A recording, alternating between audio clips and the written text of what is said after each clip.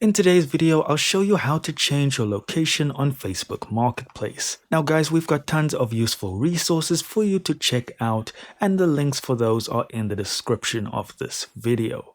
Alright, so here we are in Facebook Marketplace, and you'll notice that there is a little location marker over here. And what we need to do is click on that.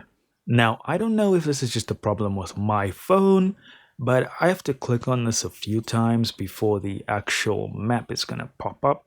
But after a while, it will come up. So now you can use the map to just pinpoint wherever you want, or you can head over onto the search tab and just hit search. And once you've done that, you have options to add a custom local radius or use the suggested one. And again, if you have problems like me where the continuation screen isn't showing, just use the search option and just press enter, and apply will appear here at the bottom. And once you click on apply, it's going to change all your marketplace options into, for instance, Calgary, Alberta, Canada.